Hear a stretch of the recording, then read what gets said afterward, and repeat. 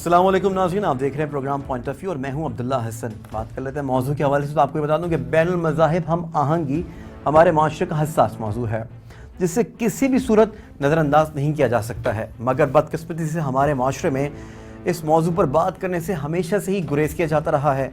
पाकिस्तान में बैनुल मज़ाहिब क़ुव्वत बर्दाश्त की ज़रूरत तभी महसूस हो गई थी जब पाकिस्तान मौरूज़ वजूद में आया था और हिंदुस्तान से पाकिस्तान आने वाले मुसलमानों को गैर मुस्लिमों ने निशाना बनाया था और उनकी पाक दामन ख़वातीन की इज़्ज़त तार तार की थी। मगर हम बैनुल मज़ाहिब हम आहंगी की तरफ क्या तवज्जो देते, उल्टा मुल्क दुश्मन क़ुव्वतों के रचाई साजिशों का निशाना बनकर फ़िरक़ों में ही तकसीम होकर रह गए हैं, जिससे एक मजबूत कौम की तश्कील देने के बजाय हम सूबाई और लसानी तासुबात का शिकार होकर अपने पाकिस्तानी भाइयों का ही खून बहाते रहे हैं। बैनुल मज़ाहिब हम आहंगी क़ुव्वत बर्दाश्त की अलामत है। ये इस बढ़ते हुए सियासी और मुआशी अदम इत्मीनान में मुख्तलिफ मजहबी अकायद के मानने वालों के माबैन पुरअमन बकाए बाहमी अमन और खुशहाली के लिए आगे बढ़ने का रास्ता साबित हो सकती है। आज इसी मौजू पर बात करेंगे और बात कर लेते हैं मज़ीद गुफ्तगू के सिलसिले को आगे बढ़ा लेते हैं। इस वक्त स्टूडियोज़ में हमारे साथ मौजूद हैं पास्टर एडगर स्टीफन साहब, जो कि इस वक्त स्टूडियोज़ में मौजूद हैं हमारे साथ, और साथ ही साथ टेलीफोन लाइन पर मौजूद हैं काजी अहमद नूरानी साहब और उनके हमरा मौजूद हैं प्रोफेसर शमी बेग, जो कि स्काइप पे इस प्रोग्राम का हिस्सा बनेंगे। सबसे पहले बात कर लेते हैं पास्टर एडगर स्टीफन साहब से। सर, सबसे पहले तो आप ये बता दीजिएगा कि क्रिसमस आपने कैसे सेलिब्रेट की?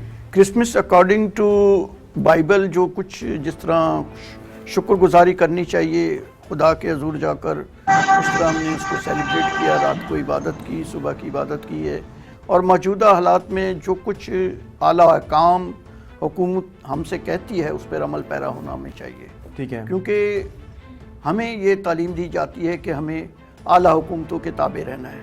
ठीक है, और कोई भी ऐसी वायलेशन या कोई ऐसी बात अमल में नहीं लानी जिससे हुकूमत को या माशरे को नुकसान पहुँचे। ठीक है, अब आप ही की बात से बात निकल आई है, तो आप ये बता दीजिएगा कि मजहबी इंतहा पसंदी का खात्मा कैसे हो? इसकी बेसिकली जब तक आप according to Bible, according to Quran तालीम पर अमल पैरा नहीं होंगे, जो कुछ हमारे मज़हब में हमें कहा गया है उसको फॉलो करना है, ना कि इंसानी तालीम को।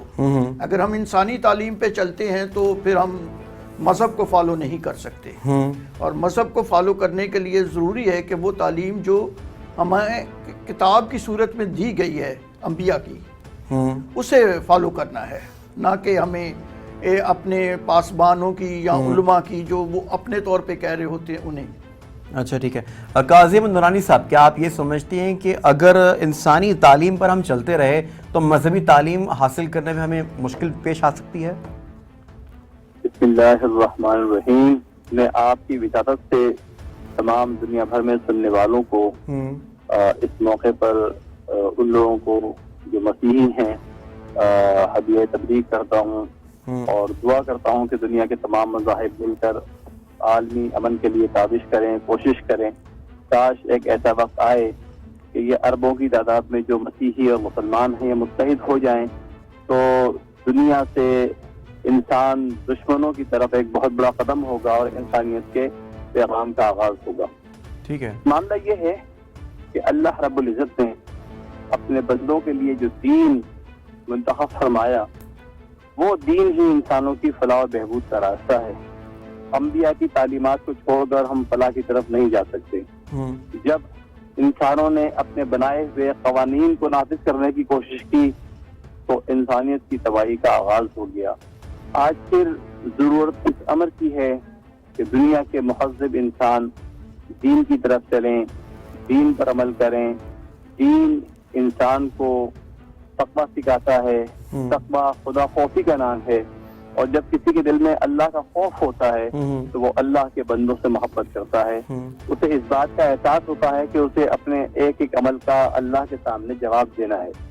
आज जो हम इंतहा पसंदी देखते हैं वो मजहबी इंतहा पसंदी नहीं है, बल्कि जितने जुल्म और जबर फलस्तीन में, कश्मीर में, इराक में, शाम में, लीबिया में, बहरैन में जारी हैं, उनमें वो कुव्वतें शामिल हैं जो लादीन अनासिर हैं, जो दीनदार नहीं हैं। यहाँ जो जंग हो रही है, कत्ल गारतगरी हो रही है, ہو سکتا ہے کہیں اس میں مذہبی عنصر کا نام لیا جا رہا ہو، لیکن وہ طاقتیں ہیں جو عالمی استعمار کی طاقتیں ہیں، جو سامراج دشمن طاقتیں ہیں. جہاں بھی اللہ کے ماننے والے جمع ہوں گے، خدا کے محبت کرنے والے جمع ہوں گے، وہاں انسانیت ہوگی، پیار ہوگا، امن ہوگا، صلح ہوگی. ٹھیک ہے. اچھا، ہمارے ساتھ موجود ہیں پروفیسر شمیم بیگ صاحب بھی. شمیم بیگ صاحب، آپ نے اس وقت شمیم بیگ صاحب آپ کی جانب آئیں گے، لیکن اس وقت اسکائپ پر موجود تھے لیکن اب نہیں رہے ہمارے ساتھ. آپ نے جو ہے اس وقت قاضی بن دونانی صاحب کی جو ہے گفتگو بھی آپ نے سن لی ہے. یقینی طور پہ آپ اگری کرتے ہوں گے ان سے آپ، لیکن ایک المیہ ہے کہ قوت برداشت اب لوگوں میں سے ختم ہو گئی ہے. کیونکہ اس کی بیسک وجہ یہ ہے نا کہ ہم انسانی تعلیم کو زیادہ فالو کر رہے ہیں. ٹھیک ہے. اکارڈنگ ٹو جو کلام کہتا ہے اس کو فالو نہیں کرتے. اگر ہم کلام کو فالو کریں گے تو کبھی بھی ہمارے اندر انتہا پسندی، نفرت یا لڑائی جھگڑے کی بات ہمارے دل میں پیدا نہیں ہوگی. کیونکہ کلام ہمیں ہمیشہ برداشت کرنے کے لیے کہتا ہے. یہاں تک ہمیں تعلیم دی گئی ہے کہ اپنے دشمنوں کے لیے بھی دعا کیا کرو، بے شک ایسا ہی، اپنے ستانے والوں کے لیے دعا کیا کرو. تو اگر تیرا دشمن بھوکا ہے تو اسے کھانا کھلا، پیاسا ہے تو اسے پانی پلا. تو جو تعلیم دی گئی ہے اسے تو ہم پس پش ڈال دیتے ہیں. ہم انسانی تعلیم کے جی ہمارے علماء نے یہ کہا ہے، ہمارے پاسبانوں نے یہ کہا ہے، ہم اسے فالو کر رہے ہوتے ہیں اور ہمیں خود بھی نہیں پتا ہوتا کہ کتاب میں کیا لکھا ہے. اچھا، یہاں پہ میں آپ کو ایسے ڈس ایگری ایسے کروں گا کہ لیٹ سپوز اگر میرا اپنا بچہ ہے، اگر میں اس کو ٹوٹلی میں چاہوں کہ یہ حافظ قرآن بن جائے اور یہ صرف دین کی تعلیم حاصل کرے اور صرف دینی تعلیم ہی جو ہے اس کا جز بنے اور آخر تک یہ ایسے ہی رہے، عالمہ بن جائے یا عالم بن جائے میرا بچہ، لیکن پھر جو اطراف کے جو لوگ ہوتے ہیں ان کا یہ ماننا ہوتا ہے اور ان کا یہی سوچنا ہوتا ہے کہ ایسا نہیں ہے، آپ ان کو اسکولنگ بھی کروائیں، اسکول بھی جائے یا ٹیوشن بھی پڑھے، اس کو دوسری تعلیم بھی حاصل کرنی چاہیے، اس کو حق ہے، یہ پھر دوسرے لوگوں کو کمپیٹ کیسے کرے گا. یہ بھی ایک ایشو بن جاتا ہے کہ آپ یہ نہیں سمجھتے کہ اس کو بھی ریزالو ہونا چاہیے. کہیں بھی ہمیں یہ تعلیم لینے سے منع نہیں کیا گیا. ہاں، علم تو نور ہے نا. بے شک. اور جب تک انسان کو علم نہیں ہے تو وہ اچھے اور برے کی تمیز ہی نہیں کر سکتا. ٹھیک ہے. اسے پتہ ہی نہیں چل سکتا کہ سچ کیا ہے اور جھوٹ کیا ہے. کیونکہ تعلیم اس کو آگاہی عطا کرتی ہے. جب یہ کائنات کی بنی ہوئی چیزوں کو ہم دیکھتے ہیں تو ہم سوچتے ہیں کہ انسان کو خدا نے یہ عقل اور دانائی دی کہ وہ یہ چیز تیار کرے. صحیح. کیونکہ علم کے وسیلہ سے ملی نا اس کو. اگر ہم کوئی پریکٹیکلی کسی چیز کو، جیسے کوئی انجیکشن ہے، جیسے کوئی دوائی ہے، جب ہم اس کی ہسٹری پڑھتے ہیں کہ یہ دوائی کس طرح تیار ہوئی، تو ہمارے ذہن میں وہ علم کتاب پڑھنے سے یا نالج ہمیں ہمارے استادوں کی وجہ سے ہمیں حاصل ہوا، جس کی بنا پہ آ کر وہ ہمیں پتہ چلا کہ یہ میڈیسن اس طرح تیار کی گئی جو انسانوں کو بچا سکتی ہے. تو علم تو روشنی ہے نا. بالکل. کیونکہ آپ کی جو بات جو ہے میں اس سے میں ایسے میں اگری تو میں کر رہا ہوں کیونکہ آپ بالکل صحیح فرما رہے ہیں، لیکن یہاں پہ ایک تعصب کا جو ہے میں سمجھتا ہوں کہ عنصر بھی بیچ میں آ جاتا ہے کہ اگر ایک بچہ جو ہے اس نے صرف اور صرف دینی تعلیم حاصل کر لی اور اس نے ویسے اگر اسکولنگ وغیرہ نہیں کی تو دیگر جو اطراف کے جو محلے کے جو بچے ہیں جو لوگ ہیں وہی اس کو اس نظر سے دیکھتے ہیں کہ یار یہ تو اس نے یہ انگریزی نہیں پڑھ سکتا، یہ اردو نہیں پڑھ سکتا، یہ ریاضی میں کمزور ہے، یہ جسٹ صرف عربی پڑھ رہا ہے. اور اگر ہم صرف اسکولنگ میں ڈال دیتے ہیں اور اس کو اگر قرآن حفظ نہیں کرواتے ہیں، قرآن نہیں پڑھاتے، ناظرہ نہیں کرواتے، تو پھر جو دوسرے بچوں کے جو پیرنٹس ہیں وہ کہتے ہیں کہ یار انہوں نے قرآن نہیں پڑھایا. تو تعصب کا ایک ایلیمنٹ بھی آپ سمجھتے نہیں کہ بیچ میں آ جاتا ہے. تعصب بھی ایک بہت بڑی بیماری ہے. تو یہ تو ہمارے اندر کی سوچ ہے نا. ہم دیکھیں مذہب کی تعلیم کے ساتھ ساتھ ہمیں دوسرے علوم کی بھی ضرورت ہے نا. جو نیو ٹیکنالوجی یہ سائنس ہے ابھی، یہ جیسے کہ موبائل ہیں، کمپیوٹر ہے، اور جو ورکنگ دنیا میں ہو رہی ہے اس کے بارے میں اگر بچوں کو نالج ہوگا تو وہ غلط اور صحیح کی تمیز کر سکیں گے. ٹھیک ہے. کیونکہ دیکھیں نا یہ دونوں چیزیں ہمیں غلط اور صحیح چیز پرووائڈ کر رہی ہیں. اب موبائل پہ ہر چیز موجود ہے، مذہب کی تعلیم بھی موجود ہے اور دوسری چیزیں بھی موجود ہیں. ٹھیک ہے، مذہب کی تعلیم بھی موجود ہے، دوسری چیزیں بھی موجود ہے. قاضی احمد درانی صاحب، یہاں پہ جو ہے تعلیم کے اوپر اب بات آ گئی ہے. اگر مذہبی انتہا پسندی کا اگر خاتمہ کیا جا سکتا تو آپ یہ سمجھتے ہیں کہ اچھے طریقے سے آج کل کے نوجوانوں کو ایجوکیٹ کیا جائے، اس پر کیا رائے رکھتے ہیں آپ؟ اللہ کے نبی رحمت عالم صلی اللہ علیہ وآلہ وسلم کا فرمان ذیشان ہے، اطلب العلم من المہد الی اللحد، ماں کی گود سے قبر تک علم حاصل کرو. صحیح. اب اصل معاملہ یہ ہے جس پر آپ گفتگو کر رہے ہیں وہ ہماری ریاست کی خرابی ہے کہ اس نے تعلیمی نظام کو تقسیم کر دیا دین اور دنیا میں، جبکہ ہم دعا کرتے ہیں کہ ربنا آتنا فی الدنیا حسنۃ وفی الآخرۃ حسنۃ وقنا عذاب النار. ہم تو دعا کرتے ہیں کہ اللہ دنیا کی بھی خوبیاں عطا فرما اور آخرت کی بھی خوبیاں عطا فرما. تو علم دنیا کی خوبیوں میں سے ایک بڑی خوبی ہے. اگر آپ غور کریں جو پاکستان کا نصاب ہے، اگر صحیح طرح اس پہ عمل کیا جائے تو ایک طالب علم کے لیے پہلی کلاس سے میٹرک تک قرآن کی اہم صورتوں کے حصہ اہتمام بھی ہے، ترجمہ قرآن کا اہتمام بھی ہے، عربی سے واقفیت بھی ہے، انگریزی سے واقفیت بھی ہے، آپ کی لوکل لینگویج اگر سندھ میں ہے تو سندھی یا کسی اور زبان سے واقفیت بھی ہے، اور وہ تمام علوم دنیا جو آج کل رائج ہیں ان کے ابتدائی درجے تک واقفیت بھی ہے. لیکن المیہ کہاں ہوتا ہے کہ ہم اس قومی نصاب کو چھوڑ کر جب پرائیویٹ اسکولوں کی طرف جاتے ہیں انہیں اس بات سے اختیار دیتے ہیں کہ وہ اپنا نصاب بنائیں اور وہ یورپ کا نصاب لا کر یہاں نافذ کرنے کی کوشش کرتے ہیں صرف بھاری فیسیں لینے کے لیے.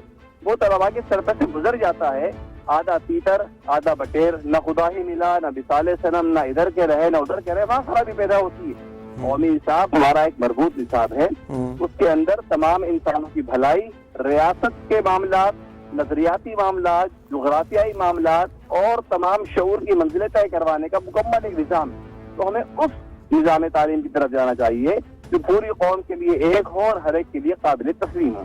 ٹھیک ہے، مطلب کہ آپ کہہ رہے ہیں کہ یہ ریاست کی غلطی ہے، ریاست نے اس طرح کی چیزیں جو رائج کی ہوئی ہیں جس کی وجہ سے آدھا تیتر اور آدھا بٹیر ہم بن چکے ہیں. تو آپ کے پاس کوئی حل ہے اس کا بہتر؟ اس کا حل ہمارا قومی نصاب تعلیم ہے. ٹھیک ہے، پہلے آپ جواب دیجیے. پرائیویٹ اداروں کو اپنا نصاب بنانے کی اجازت نہ دیں. آپ جو آپ نے قومی نصاب تعلیم بنا رکھا ہے وہ قومی تقاضوں سے، لیکن یہاں پہ تو پیرنٹس کوشش یہ کرتے ہیں کہ ان کے اپنے نصاب کے تحت ان کو اس طرح کی بھاری بھرکم فیسیں جمع کی جاتی ہیں، دی جاتی ہیں کہ وہ جیسا وہ پڑھا رہے ہیں. آپ تو بالکل برانڈ ٹرسٹ کرتے ہیں یہاں کے پیرنٹس تو بچوں کے. نہیں، وہ اس لیے کرتے ہیں کہ ان کے سامنے نظریہ پیش کیا جاتا ہے کہ سرکاری اسکولوں میں یا سرکاری نصاب میں پذیرائی نہیں ہے، یہ ایک مافیا ہے. آپ غور فرمائیے کہ سرکاری اسکولوں پہ جو بلینز کے حساب سے سرمایہ خرچ ہوتا ہے اس سے وہ آؤٹ پٹ کیوں نہیں ہو رہا کہ وہ پرائیویٹ مافیا اس کو ناکام بنانے کی کوشش کرتا ہے. دیکھیں پرائیویٹ بورڈ کا قیام، میں ویسے سرکاری اسکولوں کے خلاف ہرگز نہیں ہوں، لیکن آپ نے کبھی وزٹ کیا ہے سرکاری اسکولوں کو؟ میں سرکاری اسکولوں کے بہت سارے معاملات سے واقف ہوں اور میں دیکھتا ہوں کہ جان بوجھ کر اگر آپ اس موضوع پہ بات کریں تو وہ الگ سے پروگرام کریں. نہیں ایسا نہیں ہے، تو پروگرام سے ہم ہٹ جائیں گے. ہم تو یہاں پہ بین المذاہب ہم آہنگی کے حوالے سے گفتگو کر رہے ہیں. تو مسئلہ کیا ہے کہ ہمیں اپنے نظام تعلیم سے وہ لوگ نکالنے ہیں جو شعور سے واقف ہوں، جو انسانیت سے واقف ہوں. جب ہم اپنے اداروں میں ایسے اساتذہ کو رکھیں گے جو انسانیت کو شعور دیں تو انتہا پسندی کا خاتمہ ہوگا. جب اپنے اداروں میں ہم ایسے افراد کو نہیں رکھیں گے، وہ ذہن سازی نہیں کریں گے تو آنے والی نسل پھر کسی بھی افراط و تفریط کا شکار ہو سکے گی. تعلیمی اداروں سے ہماری اصلاح ہوگی، نظام تعلیم سے اصلاح ہوگی، علم کے نور سے ہم جو ہے جہالت کے اندھیرے کو دور کریں گے، انتہا پسندی کو دور کریں گے. صحیح. آپ کیا رائے رکھتے ہیں اس پہ؟ میں تو بیسکلی دیکھیں نا، جب تک آپ ایک اصول قائم نہیں کریں گے کہ ہم نے یہ تعلیم دینی ہے، اس طریقے سے ہم نے اپنے بچوں کو ایجوکیٹ کرنا ہے. ٹھیک ہے. اور ہم مختلف جب بھی کوئی گورنمنٹ تبدیل ہوتی ہے وہ ایک نئی پالیسی لے کے آ جاتی ہے. ٹھیک ہے. دنیا جہان میں جو حکومتیں قائم ہوتی ہیں ان کی اسٹیٹ کی ایک سسٹم ہے، نظام ہے. حکومتیں بدلتی ہیں پر وہ سسٹم اور نظام ویسے ہی چل رہا ہوتا ہے. ٹھیک ہے، یہاں پہ تو بات ہوگی نا حکومتوں کی. اب بات کر لیتے ہیں جماعتوں کے حوالے سے. مختلف جماعتیں بھی ایسی ہیں جنہوں نے فرقے پیدا کر دیے ہیں، جن کی وجہ سے جو آپ سمجھتے ہیں کہ غیروں کے دیے ہوئے زخموں کی وجہ سے منقسم ہو چکے ہیں، اور انہیں ساتھ ملانے کی آپ یہ نہیں سمجھتے کہ اشد ضرورت ہے جو فرقے جو ہو گئے ہیں اتنے سارے؟ بیسکلی اگر آپ فالو کریں گے اوریجنل تعلیم کو تو آپ کبھی بھی فرقہ پرستی میں نہیں جائیں گے. فرقہ پرستی اس وقت قائم ہوتی ہے جب ہم انسانوں کی بات سننا شروع لیکن آپ جس کے پاس جائیں اس کے پاس دلائل ہوتے ہیں اپنی بات کو منوانے کے لیے. آپ اس کو بیس اس کا دیکھیں نا کہ جو کتاب ہمیں بیس اس کا کیا ہے، وہ کیا کہہ رہی ہے ہمیں. ٹھیک ہے. اگر بھائی چارے کی فضا نہیں ہے، ہم اپنے طور پہ رائج کرنا چاہتے ہیں، دوسروں کے اوپر ہم کیچڑ اچھالتے ہیں، دوسروں کے لیے ہم برائی تلاش کرتے ہیں، پر اپنے اندر کی برائی ہم کبھی ختم کرنا نہیں چاہتے. اپنے اندر کی برائی کبھی ختم کرنی نہیں. کاظم نورانی صاحب، یہ جو ہے فرقوں کو کیسے ختم کیا جا سکے، یہ ذرا اس پہ ذرا روشنی ڈالیے گا، کیونکہ یہاں پہ جس کے پاس بھی جاتے ہیں ایک بات سمجھیں کہ فرقے ایک مسلمہ حقیقت ہیں. ٹھیک ہے. صرف امریکہ میں کرسچینٹی کے 200 سے زائد فرقے رجسٹرڈ ہیں. اسی طرح اسلام کے بہت سارے فرقے ہیں. اصل مقصد فرقوں کو ختم کرنا نہیں بلکہ ان کے درمیان ایک ایسی ہم آہنگی پیدا کرنا ہے کہ ان کے اختلاف ظاہر نہ ہوں. آپ دیکھیے کوئی بھی فرقہ دوسرے فرقے کے قتل کے حق میں نہیں ہے, لیکن کیا ہوتا ہے کہ عالمی استعمار داعش جیسی قوتوں کو کھڑا کرتا ہے, بوکو حرام کو کھڑا کرتا ہے. وہ مختلف مذاہب کے اندر ایسے آج کل ہم ٹیلی ویژن اسکرینز کے اوپر دیکھتے ہیں کہ بیٹھ کے اکٹھے ہو جاتے ہیں سارے مطلب کہ علماء, اور میں پھر اس کے بعد میں کہنا نہیں چاہتا یہاں پہ, اس کے بعد پھر آپس میں بحث کی جاتی ہے کسی موضوع کو لے کے, تو یہ تو پھر بڑا بیڈ امپیکٹ پڑتا ہے. آپ سمجھتے ہیں وہ بحث کرنے والے بھی مخصوص اینکرز ہیں جن کو اسی چیز کی ملازمت دی جاتی ہے کہ وہ ہم مرغوں کی طرح علماء کو لڑوائیں. بے شک ایسا ہی ہے. آپ علم و شعور لوگوں کو بٹھائیے, ان میں باہم افہام و تفہیم کروائیے, گفتگو کیجیے, اختلاف رائے کو برداشت کیجیے, یہ شعور دیجیے. ٹھیک ہے کاظم نورانی صاحب, اسی گفتگو کو یہیں سے کنٹینیو کریں گے, لیکن یہاں پر وقت ہوا بریک کا. ناظرین آپ ہمارے ساتھ ہی جڑے رہیے.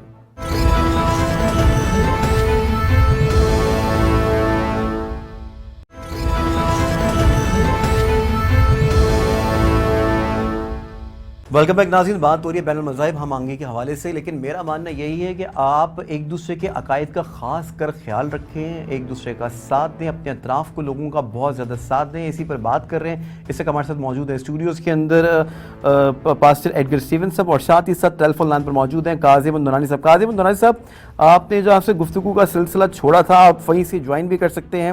یہاں پر بات یہ ہو رہی ہے کہ مذہبی انتہا پسندی کا خاتمہ کیسے ہو.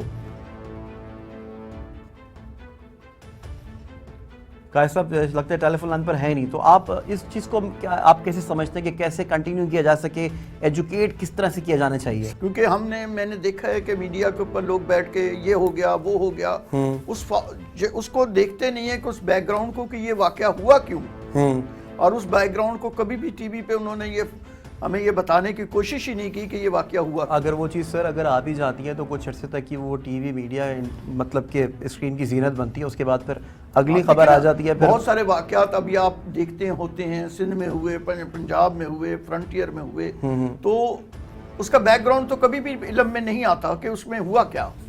ٹھیک ہے, اور اگر اس میں بیک گراؤنڈ سمجھ میں آ جائے تو پھر وہ نہ ہو سکے. سمپل سی بات یہ ہے کہ بیسک ایجوکیشن اپنی ذات کی ہوتی نہیں ہے, اور ہم کیچڑ اچھالتے ہیں دوسرے کے اوپر. لیکن آپ کیا اس پہ روشنی کیسے ڈالیں گے کہ بیسک ایجوکیشن کیسے حاصل کی جا سکے؟ اگر آپ اپنے ایک نظام اور سسٹم قائم ہونا چاہیے ملک کے اندر, ٹھیک ہے, کہ ہمیں وہ تعلیم جو دوسروں کی ہے وہ یہاں نہیں دینی. صحیح ہے, مطلب کہ یہ ریاست کی غلطی ہے. ریاست کی غلطی ہے, دوسروں کی تعلیم یہاں نہیں دینی. ٹھیک ہے, کہ ہم وہ دوسری جگہ کوئی تنظیم قائم ہے اور وہ اپنے بندے یہاں رکھ کر اس نظام کو یہاں قائم کرنے کی کوشش کرتے ہیں جس کی وہ ہمارے کلچر سے تعلق ہی نہیں رکھتی. لیٹ سپوز اگر آپ انسانی تعلیم اگر آپ دے بھی رہے ہیں تو سٹارٹنگ سے پھر آپ اپنے دین اور اپنے مذہب کی تعلیم بھی جو ہے شروع سے لے کے ایٹ لیسٹ میٹرک تک تو ضرور دیں. بچے ضرور ہونی چاہیے تاکہ اس کا ایک بچے کو میچور, جب مائنڈ اس کا میچور ہونے تک وہ بالکل جب تک وہ گرو ہو وہ اپنی چیزوں کو بھی پکڑ کر لے. اور سب سے بڑی بات یہ ہے کہ ہمیں جو بھی ہم ہسٹری پڑھاتے ہیں, جی, جو بھی ہم ان کو تعلیم دیتے ہیں وہ اکارڈنگ ٹو ہونی چاہیے. ٹھیک ہے, یہ نہیں کہ ہم اپنی ورزی سے ہسٹری میں ان چیزوں کو شامل کر لیں جس کا تعلق ہسٹری سے ہوتا ہی نہیں ہے. اور اس کا نقصان کیا ہوتا ہے کہ جب وہ یہی تعلیم باہر جا کے حاصل کرتے ہیں تو ان کے ذہن میں انتشار پیدا ہوتا ہے, اور وہ کہتے ہیں یار ہم تو یہ پڑھ کے آئے تھے, یہ پڑھا رہے ہیں. اس کا نقصان ان کے ذہن کو پہنچتا ہے. ٹھیک ہے. اچھا, بیچ میں یہ بھی چیزیں دیکھنے میں آئی ہیں کہ اگر کوئی مطلب کہ پولیو ورکر ہے اور اس کے اوپر فائرنگ کر دی گئی ہے اور اس کے بعد اس کو نشانہ دہشت گردی کا نشانہ بنایا گیا ہے, تو آپ کیا سمجھتے ہیں کہ اس طرح کے لوگوں کی کیا ایجوکیشن, مطلب کہ ان کو ایجوکیٹ کیسے کیا جائے, ان کو کیسے سمجھایا جائے کہ بھائی یہ آپ ہی لوگوں کے لیے نکلے ہوئے ہیں, آپ ہی کی اولادوں کے لیے نکلے ہوئے ہیں. یہ بیسیکلی اس علاقے میں جس علاقوں میں یہ وارداتیں ہوتی ہیں ان علاقوں کے جو ہمارے ایڈمنسٹریٹر ہیں, علماء ہیں یا استاد ہیں, انہیں چاہیے کہ وہ حقیقی تعلیم انہیں دیں کہ یہ ایسا نہیں ہے جیسا آپ سمجھ رہے ہیں. رائٹ. کیونکہ وہ چند اشخاص ایسے ہوتے ہیں جو اپنے فائدے کے لیے جو ہے اس کو جو ہے اس کام کو ہونے نہیں دے رہے ہوتے. صحیح ہے, کیونکہ ان کا اپنا فائدہ ہو رہا ہوتا ہے. ٹھیک ہے, کیونکہ انہیں یہاں تو کہیں سے سپورٹ حاصل ہو رہی ہوتی ہے مالی طور پہ یا سیاسی طور پہ، صحیح، جس کا فائدہ وہ اٹھا کر لوگوں کے ذہن کو خراب کرتے ہیں اور کہتے ہیں کہ جی اس دوائی میں یہ چیز شامل ہے اور اس سے یہ نقصان ہوگا اور اس کا یہ ہوگا.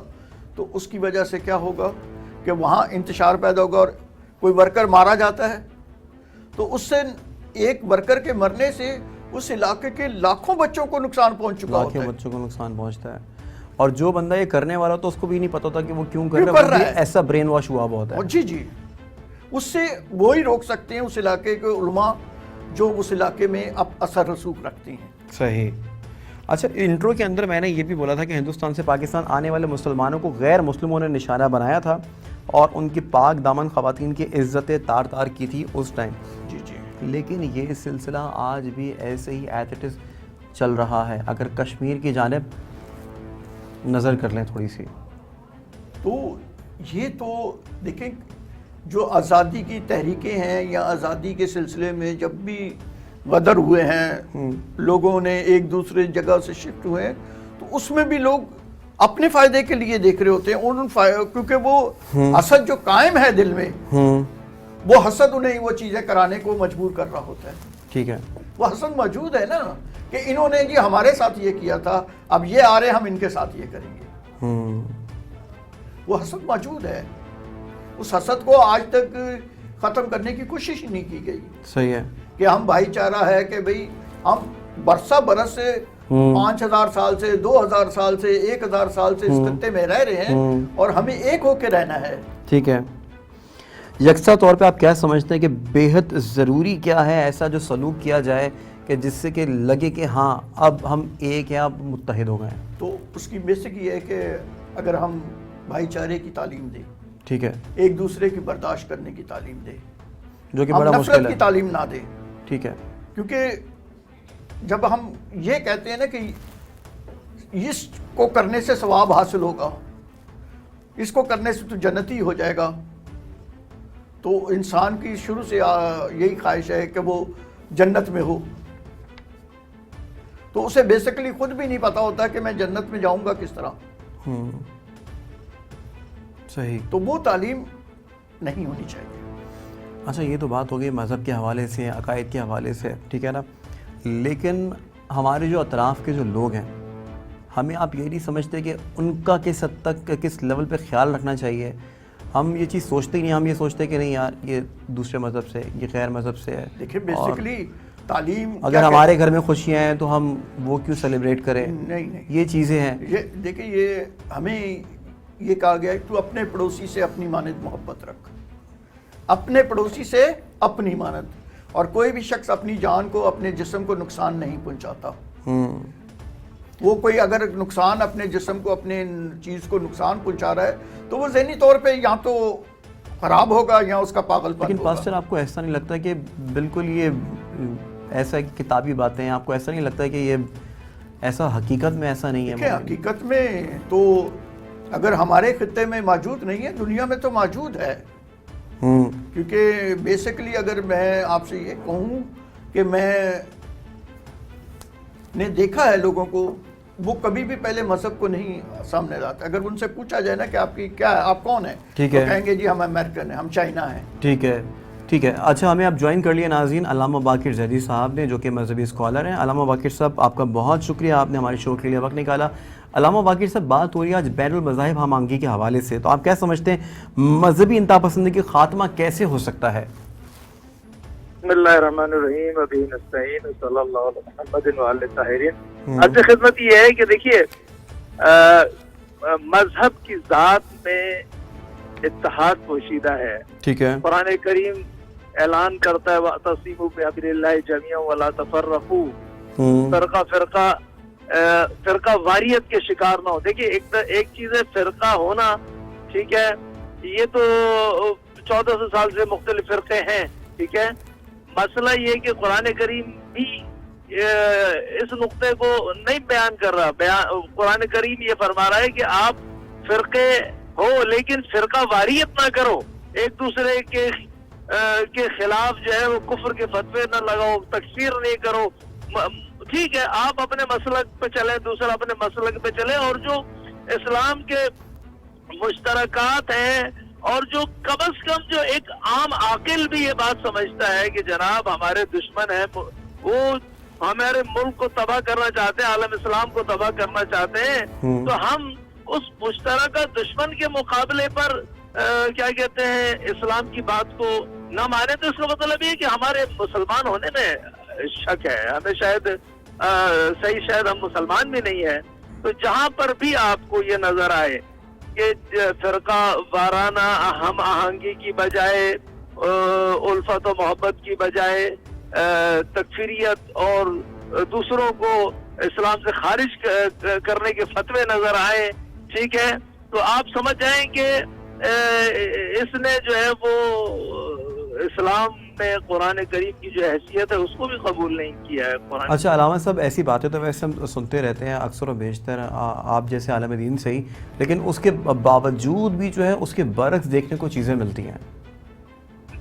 دیکھیے میں تو اسی کی نشاندہی کر رہا ہوں، جی میں تو اسی چیز کی نشاندہی کر رہا ہوں کہ کہیں پر اگر یہ علامات ظاہر ہونے لگے تو اس کا مطلب یہ ہے کہ ہمیں خود اپنے اندر شک کرنا چاہیے۔ اب ایک دفعہ مسئلہ یہ ہے کہ میں ناسمجھ ہوں، جی میں اپنی بات کرتا ہوں، میں ناسمجھ ہوں، نہیں جانتا اور اس طرح سے ریئیکٹ کرتا ہوں۔ ایک دفعہ افسوس وہاں پر ہوگا کہ میں جانتا ہوں کہ یہ بات غلط ہے، اس کے باوجود کسی اور کے اشارے پر یا کیا کہتے ہیں اپنے آپ کو فروخت کر کے یہ کام کرتا ہوں، یہ تو اور افسوس کی بات ہے، ٹھیک ہے، کہ میں نے لبادہ اڑا ہوا ہے اسلام کا اور میں کام کرتا ہوں کسی اور کے لیے، ٹھیک ہے۔ اور اس وقت پاکستان کو جس قدر انسجام کی ضرورت ہے کسی اور وقت نہیں تھی، پاکستان کے چاروں طرف۔ آپ کی نظر میں اس کو بہترین کا کنٹرول کرنے کا نظریہ کیا ہے، حل کیا، آپ کیا سمجھتے ہیں؟ اس کا بہترین طریقہ یہ ہے کہ ہم علماء جو ہیں وہ ایک دوسرے کے ساتھ بیٹھیں، زیادہ سے زیادہ کیا کہتے ہیں گفتگو کریں، مشترکات پہ گفتگو کریں، اور جو اختلافی مسائل بھی ہیں اس میں بھی گفتگو کریں، کوئی حرج نہیں ہے۔ دیکھیں جو بھی اختلافی مسائل ہیں اس میں تکفیر کرنے کی بجائے، مثلا ایک کوئی اختلافی مسئلہ ہے، ٹھیک ہے، اس ایک اختلافی مسئلے میں گفتگو کریں، آپ دلیل بیان کریں، میں اپنی دلیل ادب کے ساتھ بیان کروں، میں آپ کا ادب کروں، آپ میرا ادب کریں اور دلیل بھی بیان کریں، اس سے کوئی نہیں روکتا ہے۔ اس کے لیے آپ یہ نہیں سمجھ سکتے اسپیشلی قوت برداشت ہونی چاہیے، ٹیمپرامنٹ نہیں ہمارے اندر ہے۔ دیکھیے نا، ٹیمپرامنٹ نہ ہونے کی بھی وجوہات ہیں۔ ایک دفعہ میرا ذاتی اخلاق خراب ہے تو میں اس کا مطلب یہ کہ میں نے تو دین کا بنیادی اخلاق بھی نہیں پہچانا، ایک بات، ٹھیک ہے۔ اور اگر نہیں میں کسی بیرونی ایجنڈے پہ کام کر رہا ہوں اور مجھے یہ پروجیکٹ دیا گیا ہے کہ مجھے کس طرح سے فرقہ واریت و تفریق کو پھیلانا ہے، ٹھیک ہے، تو پھر اس صورت میں جو ہے وہ ہمیں شناخت کرنی چاہیے کہ وہی بات آگئی۔ اچھا علامہ صاحب ہمارے ساتھ اس وقت اسٹوڈیوز کے اندر موجود ہیں پاسٹر ایڈگر اسٹیفن صاحب۔ اب سے کچھ دیر قبل یہ بھی اسی طرح کی رائے دے رہے تھے کہ وہ بیرونی طاقتیں ہیں جو کہ بیچ میں آ جاتی ہیں اور پھر انہی کی وجہ سے فرقہ وارانہ اور اس طرح کی چیزیں اس طرح کے انتشار پر پھیلائے جاتے ہیں۔ تو جب ہم اپنے ذاتی جی علامہ صاحب، ایڈگر صاحب کو سن لیجیے آپ۔ ہم جب اپنے ذاتی فائدے کے لیے مذہب کو استعمال کریں گے، مذہب ذات کے فائدے کے لیے نہیں ہے، ٹھیک ہے، مذہب پہ تو ہمیں عمل پیرا ہونا ہے، ہمیں مذہب سے اپنی ذات کو فائدہ حاصل کرنے کے لیے اختیار نہیں کرنا۔ اور جو لوگ مذہب کو اپنے فائدے کے لیے استعمال کرتے ہیں تو وہ پھر دوسروں کی تعلیم کو فالو کرتے ہیں اور ان کے کہنے پہ چل رہے ہوتے ہیں، جس کا نقصان نہ صرف انہیں پہنچ رہا ہوتا ہے بلکہ پورے معاشرے کو پہنچ رہا ہوتا ہے۔ ٹھیک ہے جی، اب کنٹینیو کیجئے گا علامہ صاحب۔ جی، میں اب مثلا آپ کے سامنے ایک بہت ہی زبردست مثال پیش کرتا ہوں۔ آپ کے سامنے عالم اسلام میں جو ہمارا معاصر دور ہے، اس سے چند سال پیچھے چلے جائیں آپ، 2012-13 میں شام کا مسئلہ کھڑا ہوا، عراق کا مسئلہ کھڑا ہوا، داعش بنی، ٹھیک ہے۔ اس نے آپ دیکھیں کہ کس طریقے سے مسلمانوں نے ہی مسلمانوں کا نام لے کر کتنے لاکھ مسلمان شام کے جو ہے نا بے گھر کیے، بچے مارے، اور جو عورتیں اور بیوائیں ہو گئی اور رسیوں میں باندھ کر ان کو داعشیوں نے بیچا، ٹھیک ہے، اسلام کے نام پر۔ اب آپ دیکھیں کہ ہمیں تحقیق کرنا چاہیے کہ یہ داعش کس نے بنائی, اس کے پیچھے کون ہے, یہ کون لوگ ہیں, ان سے ہمیں اجتناب کرنا چاہیے. اور جنہوں نے ان مسلمانوں کا دفاع کیا وہ لوگ کون ہیں جنہوں نے دفاع کیا بلا تفریق مسلک کے. انہوں نے سنیوں کو بھی بچایا, انہوں نے اہل حدیث کو بھی بچایا, انہوں نے جو ہے وہ مکتب تشیع کے لوگوں کو بھی بچایا, وہ انہوں نے دفاع کیا. ان افراد کو پہچانے. اس کا مطلب ہے کہ ابھی بھی بہت سارے افراد ہیں جو حقیقی اسلام کو پہچانتے ہیں, حقیقی اسلام کا دفاع کر رہے ہیں, اور وہ سپر بنے ہوئے ہیں, اور جو لوگ دوسروں کے لیے ایجنٹ بنتے ہیں, ان کے لیے کام کرتے ہیں, انہیں ہمیں پہچاننا چاہیے. پاکستان میں بھی ایسے لوگ کم نہیں ہیں, انہیں ہمیں پہچاننا چاہیے. اور حقیقی معنی میں ایک دوستی کی فضا تمام مسالک کے درمیان پاکستان میں گفتگو کے ذریعے ہونی چاہیے. ہر آدمی اپنی مسلک پر عمل کرے, دوسرے کے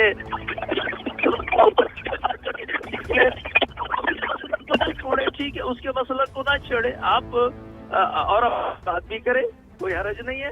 اچھا, سب سے بیسٹ بات یہ ہے کہ آپ دوسرے کے مسلک کو نہ چھیڑیں.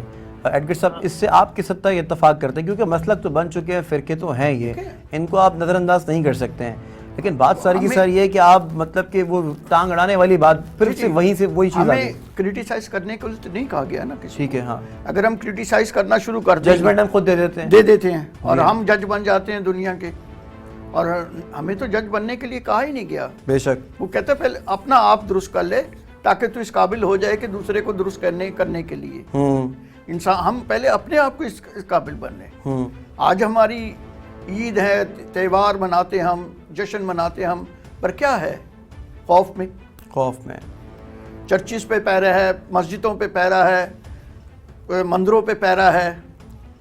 آزادی کے ساتھ انسان خدا کے حضور بھی جا کے جھک نہیں سکتا. یہ بہت زبردست آپ نے بات کی ہے, کیونکہ اگر دیکھیں نا, آج سے آپ 10-15 سال 20 سال 30 سال پیچھے چلے جائیں, بلا خوف لوگ میدانوں میں جا کے عید کرتے تھے, چرچز میں جاتے تھے, مندروں میں جاتے تھے, بلا خوف تھا. اب ایسا نہیں, رات کو بھی جاتے تھے, دن کو بھی جاتے تھے, کوئی ڈر نہیں تھا, کوئی خوف نہیں تھا. اب دن کو بھی جاتے ہوئے ڈرتے ہیں تو رات کو تو پھر آپ کیا سوچیں گے کہ کس طرح لوگ جا رہے ہوتے ہیں. علامہ صاحب, آپ نے یہ گفتگو یقینی طور پہ ملاحظہ فرمائی ہوگی کہ پہلے مندر میں بھی آرام سے چلے جاتے تھے, چرچز میں بھی چلے جاتے تھے, مسجدوں میں بھی چلے جاتے تھے. آج ایک خوف کا عالم ہے کہ مطلب کہ ہمیں ایک دوسرے کے عقیدوں سے, ایک دوسرے کے مذہبوں سے کس قسم کا خوف ہے, اس پہ روشنی ڈالیے گا. اس خوف کو ختم کیسے کیا جا سکتا ہے؟ علامہ صاحب سن رہے ہیں کیا؟ علامہ صاحب سے ہم کوشش کریں گے دوبارہ سے رابطہ کریں. آپ اس کا مجھے کوئی رائٹ وے اگر آپ کے پاس ہے پاسٹر, تو آپ مجھے بتائیے کہ کوئی رائٹ وے جو کہ مجھے دکھائی نہیں دے رہا, شاید آپ اگر مجھے بتائیں تو میں سوچ کے میں بولوں کہ ہاں یہ حقیقت پر مبنی بات ہے. جب تک ہمارے جو سیاسی لوگ ہیں, مذہبی لوگ ہیں, ان کی سوچیں تبدیل نہیں ہوگی, کبھی بھی حالات تبدیل نہیں ہو سکتے. ٹھیک ہے, کیونکہ بیس جو ہمیں ایجوکیٹ کر رہے ہوتے ہیں وہ ہمارے علماء اور ہمارے سیاسی لوگ ہیں. ٹھیک ہے, اگر وہ ہمیں ملکی محبت کے بارے میں بتائیں, مذہب کے بارے میں بتائیں, تو لوگ فالو کریں گے. بالکل. آپ سے ایک لاسٹ سوال یہ کرنا چاہوں گا کہ ریاست کو کیا اور کس قسم کا کردار اب ادا کرنے کی ضرورت ہے؟ ریاست کو ان چیزوں کو ختم کرنے کی ضرورت ہے جو ملک کو نقصان پہنچا رہی ہیں. ٹھیک ہے, کیونکہ دیکھیں نا, اگر انسان عبادت آزادی کے ساتھ نہیں کر سکتا تو اس کی عبادت ہوئی نہیں ہے, وہ تو ڈر اور خوف میں ہے. ٹھیک ہے. ہمارے ساتھ موجود تھے اس وقت اسٹوڈیوز کے اندر پاسٹر ایڈگر اسٹیون صاحب, اور ساتھ ہی ساتھ ٹیلی فون لائن پر ہمیں جوائن کیا تھا کاظم اندورانی صاحب نے, اور اس کے بعد پھر علامہ باقر زادی صاحب نے جوائن کیا تھا. سیدھی اور سمپل سی بات یہ ہے ناظرین کہ ریاست کو صرف اور صرف اب ان چیزوں کی ضرورت ہے کہ جس سے نفرت نہ پھیلے, اور مین بات یہ ہے جو کہ میں آپ سے کہنا چاہوں گا کہ اپنے اطراف کے لوگوں کا بہت زیادہ خیال رکھا کریں, ان کی سوچ کا خیال رکھا کریں, ان کے عقائد کا خیال رکھیں, ان کے مذہبوں کی, ایک دوسرے کے مذہب کی عزت کریں. پروگرام میں فی الحال اتنا ہی. اپنے میزبان عبداللہ حسن کو دیجیے اجازت. اللہ حافظ.